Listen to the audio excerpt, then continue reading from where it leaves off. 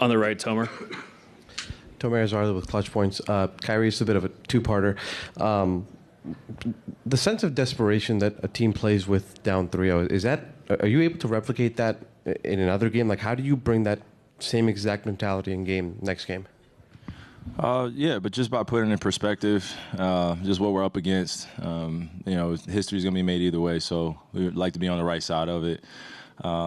But it just comes from just the same sentiment, same phrase I was using the other day, just putting our best foot forward. Felt like Game 3, we had a good chance to close out that game to at least put us in a competitive spot. But we waited until Game 4 to ultimately play our best game. Took long enough, for all of us to get to the party together and to play for each other the way we did tonight. But it's definitely a possibility that we can replicate it, but we understand that we're going against the same great Boston team that's going to make it tough, and we're going into their home den, and we have another opportunity to extend the season. That's all we can ask for. So we handled our business tonight, but the job is still an uphill battle, and we understand that. I saw that you... Let's go in the middle. Blake Elliott, 105.3 The Fan. Kai, I asked you on Wednesday about your mindset, right here in the middle. I asked you on Wednesday about your mindset and staying positive and extending the series, and you shared a metaphor to get the bazooka, the 50 cal. Do you think that job was executed tonight, and then how does that help kind of the way y'all won tonight in a hostile Boston crowd for Game 5? Yeah, no, it was how we started off the game, and our ability to go home, get some rest, not having the same 48 hours to get our bodies ready and recover. So it felt like it was pretty much a regular season in terms of that aspect. And, what I was referring to in that metaphor is just go home and get all the armor and get all the ammo that you need and get ready for this, because we're going to have to keep firing away to give ourselves a chance on the offensive end. But I think for us, we wanted to make it very much more respectable than it has been in the past few games in terms of limiting our mistakes on the defensive end. We've been one of the best teams in the league of getting stops, and that's been our identity. And we play better, I think, offensively, and this is just my opinion. I think it can vary across the team, but I think we play better offensively when we're getting stops and able to push the pace and get easy opportunities in transition, which we weren't doing the past few games as often. So it felt good to be on the positive end of seeing our hard work reward us, and especially on the defensive end. Third row here, Dave.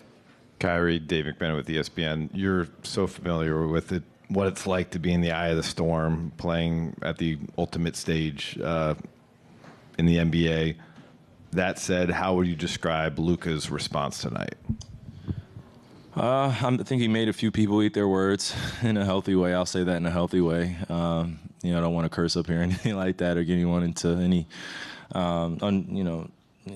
unnecessary beef, right, between us as players and the media. But I think this is his first opportunity and first taste of what it's like to be on this stage and to not play up to your capabilities or to be out there towards the end of the game where every mistake is magnified. I think that's probably what I'm really referring to, is when every mistake is magnified, there is going to be a response, and that's you guys' job to give us your criticism, and then we go home and deal with it in a healthy way, hopefully. But I think with Luka, just like I've been reiterating to the guys, just stay off of social media as best you can, man, and just enjoy the moment that we're in.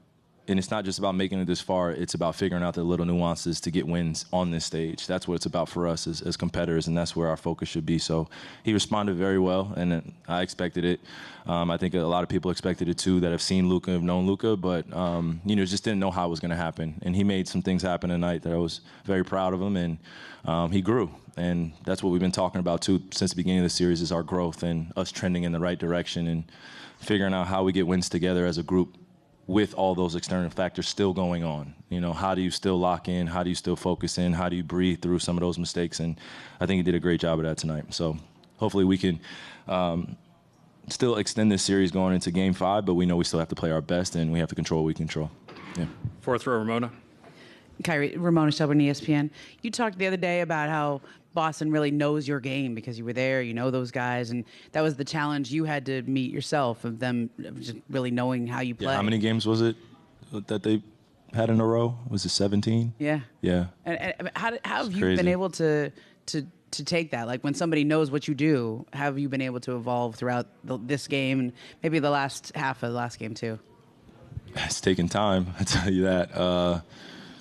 And it's It's difficult because as a competitor, you try not to display all your emotions out there to give an edge, but when you're going against some of the best, they're going to use everything to their advantage, and I think they've been able to do that, and that's why I refer to just having my number or knowing my game very well, and I think I was able to take a step back, too, and talk to my teammates a little bit more about just what that pressure can feel like, not just from losing to a team, but just going against a team and knowing that they're doing everything possible to stop you, but it's a team game. So I have to really rely on my teammates, and I think we all did a great job of that tonight, of just continuing to support each other. And it's not just me versus Celtics or Luka versus Celtics or anyone versus the media. It's us, against the world, sort of say, and going against this good Celtics team. You saw all those Celtics fans in there tonight. So they travel in packs. When we go back to Boston, there's going to be a bunch of them yelling a whole bunch of crazy stuff still. But I think we've been able to grow and face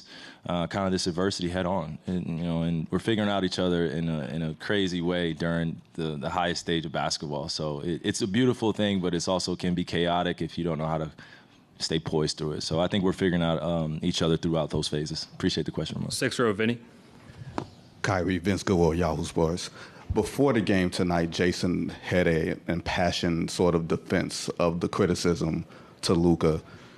Rightfully so. Yeah. What does it mean when the coach goes out of his way to have his players back unprompted like that, like feeling that support? I think it shows you how important it is to have quality leaders in the locker room and somebody that's been through it, somebody that can talk through it, and also somebody that's more than willing to sacrifice themselves to take the bullets and the brunt of the responsibility, because he knows how important it is for us to focus on the right things. We can't be focused on trying to answer all these unfair critical questions. I mean, some of them may be fair, right? But I think if you're not necessarily out there playing with us, it's going to be hard for us to connect, if you're talking shit about one of our teammates. And we're not going to go for it. And I think that's what you're seeing, not just from us, but our head coach. He's dealt with his fair share of criticism from some of you guys in this room and some guys in the past. And some of you criticize him as a coach, rightfully so, like I said. But I think if it goes over a certain boundary, you're going to see real humans step up and protect their brother or their sister. So I think that's what you saw from J. Kidd. I'm proud of him, and I have the same sentiment, man. That's our little brother right there, and he's in the finals. He's going to make mistakes, and that's why I also had that kind of peaceful sentiment about me after the game. I'm not about to go up to Luka and just say it's all your fault. That's not how it works in our locker room, and we dang sure don't want to start those bad habits now. I've been on teams where we've allowed the media or opinions to infiltrate what we have going on, and it has not worked out well. So I think if we put our best foot forward and focus on the things we control, then we got a good thing going here. 1st row on the right, Mike. Mike Curtis, Dallas Morning News.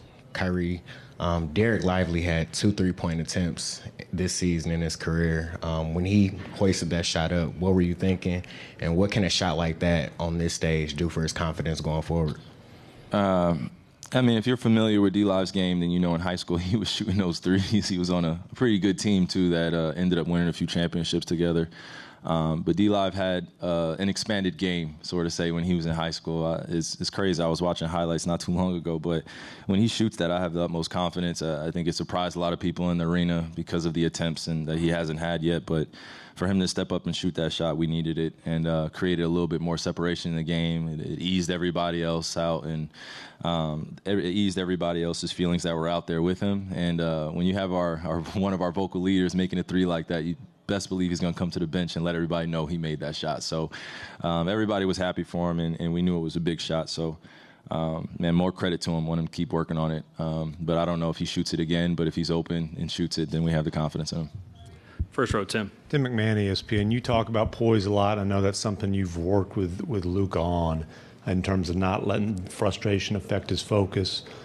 He vowed to stay out of it with the refs today. He did that. When he's locked in on the game and not the refs, what impact does that have on him? What impact does that have bleeding over the rest of you guys? Yeah, well, Tim, I think what we have to also account for is we're in a very physical game. So when you're getting beat up like that, out there every single play down, you're going to have something to say to the refs. And in Luka's case, his relationship with the refs is not always the healthiest during games. And, the referees are humans too, so we have to respect what they do. They're just a big part of this game too. It could sway either way. And I think what you're seeing is him just taking accountability as best he can at this point in his life. And, he's a young person still trying to figure it out. So I give him that grace. But also we got to give him a little tough love where, we let him know and reiterate that you got to stay off those guys a little bit.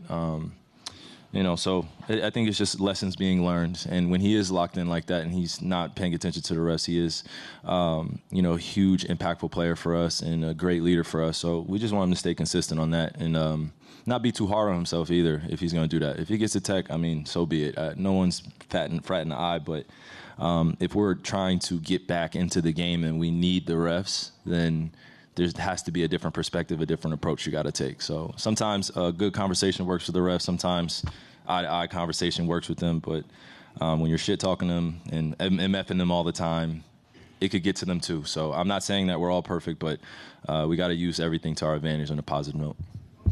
Thanks, Kyrie. Yep. Appreciate you.